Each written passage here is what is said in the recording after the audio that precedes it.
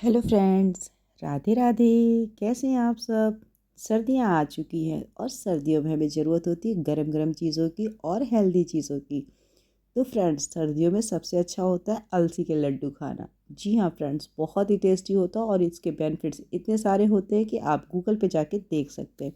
तो चलिए बनाते हैं हम अलसी के लड्डू। जिसे बनाने के लिए मैंने अलसी, मखाना, नारियल, काजू, बादाम, गोंद, पम्पकिन सीड्स, मेलन सीड्स, किशमिश, चिरौंजी, सारी चीज़ें ले ली हैं। आपके पास जो अवेलेबल हो ले लीजिएगा। आप कोई चीज़ स्किप करना चाहते हैं तो वो भी कर सकते हैं। तो अलसी को अच्छी तरीके से साफ़ करके गैस पर एक कढ़ाई रखेंगे और इसे मीडियम फ्लेम करके हमको इसको भून लेना है। आप देखेंगे फ्रेंड्स, इसे भूनने में बहुत ज़्यादा समय नहीं लगता है। थोड़ी देर में ही आप देखेंगे फटाफट से अलसी में प्यारी सी स्मेल आने लगेगी और ये चटकने की आवाज़ करने लगेगा। तो इससे क्या होता है, हमें पता चल जाता है कि हमारी अलसी अच्छी तरह से भून रही है।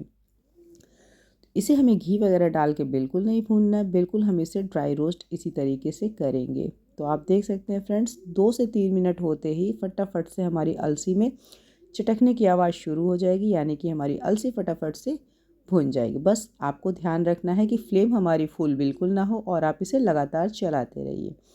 तो जैसे ही हमारी अलसी भुन जाएगी तो हम एक प्लेट में निकाल कर इसे रख देंगे ठंडा होने के लिए। सेम कढ़ाई में हम डालेंगे 1 बड़ा चम्मच देसी घी, क्योंकि हमें इसमें गोंद को फ्राई करना है।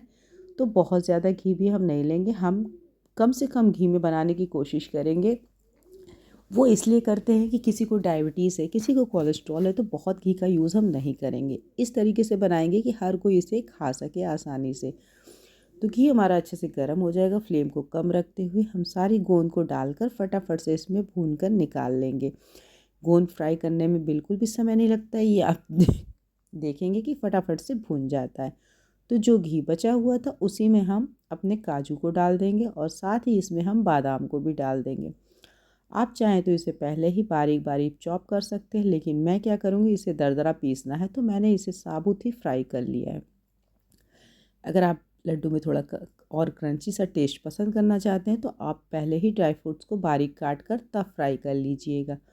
तो देख सकते हैं काजू बादाम को भी फ्राई होने में समय बिल्कुल भी नहीं लगता है। फटाफट से इसका कलर चेंज हो गया तो हम क्या करेंगे, इसे भी निकाल कर अलग कर देंगे और ठंडा होने देंगे। जब भी हम इसको पीसेंगे ठंडा होने के बाद ही पीसेंगे, पहले हमें गर्म में बिल्कुल भी नहीं पीसना है। तो चलिए, काजू बादाम भी हमारा हो गया। तो उस कढ़ाई में जो घी बचा हुआ तो उसमें हमने 1 कप मखाना डाल दिया है। ड्राई फ्रूट्स की क्वांटिटी आप अपने अनुसार कर सकते हैं, कम या ज़्यादा जैसा पसंद करते हैं कर सकते हैं। मैंने जिस माप से बनाया उसके अकॉर्डिंग बनाया, क्योंकि मैं सिर्फ 1 कप अलसी के लड्डू आपको बता रही हूँ, तो उसके अकॉर्डिंग ही मैंने सामान लिया हुआ है। आप जिस क्वांटिटी में बनाना चाहते हैं उसके अकॉर्डिंग आप चीज़ें ले सकते हैं। तो बिल्कुल फ्लेम को कम रखते हुए मखाना को भी आप फटाफट से फ्राई कर लीजिए। जैसे ही आपको लगे कि अच्छे से क्रिस्पी हो गया है, इसे भी निकाल कर हम एक प्लेट में अलग कर देंगे। अब क्या करेंगे, गैस पे का जो कढ़ाई है उसी में हम थोड़ा सा घी डालेंगे, यानी कि 1 छोटा चम्मच घी डालेंगे और इसमें जो मेलन सीड्स और पम्पकिन सीड्स यानी कद्दू के बीज और खरबूजे के बीज थे, इन दोनों को भी डाल देंगे। और अगर आपका घी ज़्यादा गर्म है तो फ्लेम बंद कर दीजिए, क्योंकि इसे भुनने में वक्त बिल्कुल भी नहीं लगता। ये फटाफट से देखिए उछलना शुरू कर दिए हैं।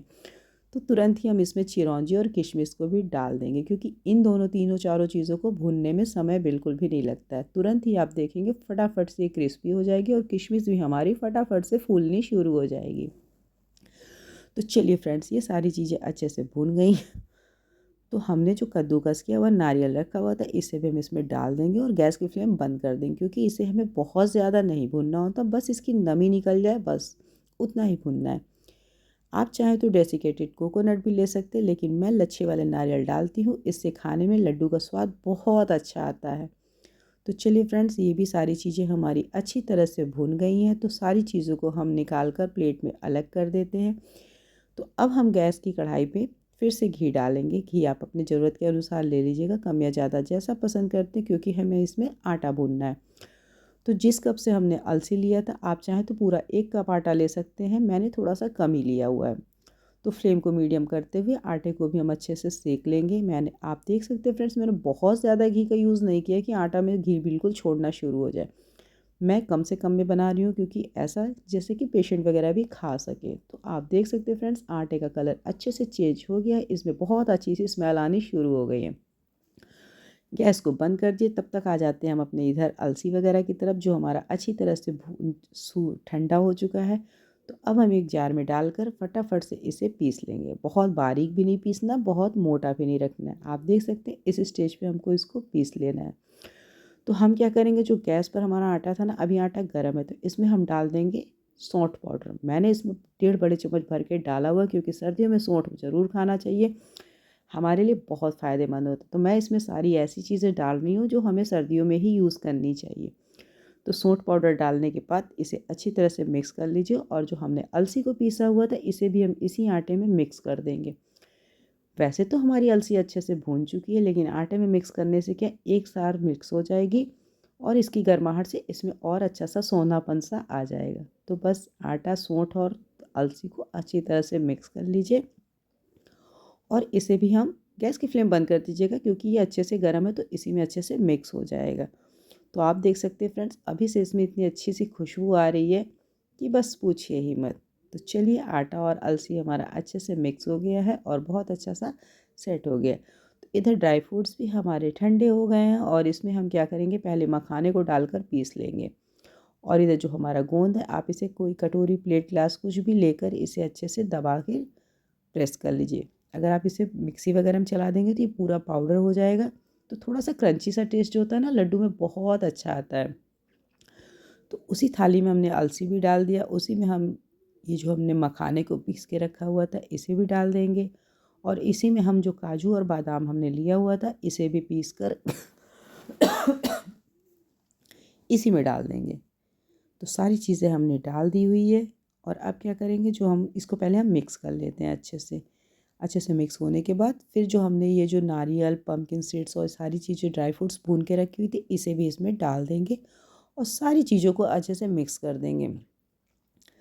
आटा गर्म रहता है तभी आप मिक्स कर दिए, क्योंकि सर्दियाँ हैं ना, फिर देसी घी क्या होता है, जमने लगता है। तो सारी चीज़ों को हम अच्छे से मिक्स कर देंगे, और अब हमें इसमें मिठास के लिए लेना है गुड़, जो कि सर्दियों में बहुत फ़ायदा भी करता है, डाइजेशन के लिए भी अच्छा होता है, हड्डियों के लिए बहुत अच्छा होता है। हम अपने लड्डू को चीनी से बिल्कुल भी नहीं बनाएंगे। मैंने पहले ही कहा था, हम अपने लड्डू को इतना हेल्दी बनाएंगे कि बस। तो हमने इसमें डाल दिया 1 बड़े चम्मच देसी घी, और इसमें हम डाल देंगे गुड़। ये गाँव का गुड़ है, बहुत प्योर शुद्ध वाला। आप इसके कलर पे बिल्कुल भी मत जाइएगा, लेकिन ये बहुत टेस्टी होने वाला है। तो 2 चम्मच हम इसमें पानी डाल देंगे। पानी की मात्रा ज़्यादा बिल्कुल भी नहीं करेंगे, घी से ही हम अपने लड्डू को बहुत अच्छे से बाइंड करेंगे।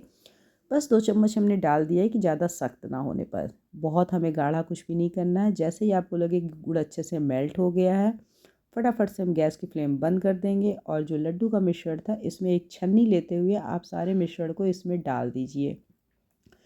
क्योंकि गुड़ में अक्सर थोड़ा-सा गंदगी होता दिखता नहीं है हमें, लेकिन जब आप छानेंगे तो आपको पता चलेगा कि वास्तव में इसमें थोड़ी-सी गंदगी होती है। तो बस फ्रेंड्स, जैसे ही गुड़ डालेंगे तो थोड़ा गुड़ गर्म होता है, तो पहले आप स्पून से ही इसे मिक्स करने की कोशिश कीजिएगा। ये गलती बिल्कुल भी मत कीजिएगा कि आप इसमें हाथ डाल दीजिए और अपने हाथ जला लीजिए। तो बस स्पून से अच्छी तरह से मिक्स कर लीजिए। जब लगे कि आपको चारों तरफ से अच्छे से ये मिक्स हो गया है, फिर आप अपने हाथों को कष्ट दे सकते हैं और अपने हाथों से मेहनत करवा सकते हैं। तो चलिए फ्रेंड्स, अब आपको हाथों की मेहनत करने की बारी आ गई है। फटाफट से हाथों से अच्छे से मिक्स कर लीजिए, और अब आप इसके मनचाहे शेप में लड्डू बना सकते हैं। अब आपका ये मिश्रण फटाफट से लड्डू बनाने के लिए रेडी है। तो आप देख सकते हैं, इसमें कोई भी आपको हाथ को चिकना वगैरह करने की ज़रूरत नहीं। ये ऑलरेडी इतना सॉफ्ट और चिकना है कि आप इसको आसानी से लड्डू बना सकते हैं। तो छोटे और बड़े जैसे बनाना चाहते हैं, ये आपके ऊपर डिपेंड करता है। जैसे पसंद हो वैसे बना लीजिए। फ्रेंड्स, पूरी सर्दियाँ जिसको भी कमर वगैरह में दर्द है, हड्डियों में तकलीफ़ है, उन्हें आप ये लड्डू बनाकर आसानी से दीजिए, और आप यकीन मानिए, अगर आपने एक लड्डू डेली खा लिया तो आपकी हड्डियों में, कमर में, दर्द में, सब में इतना राहत होने वाला है कि पूछिए ही मत।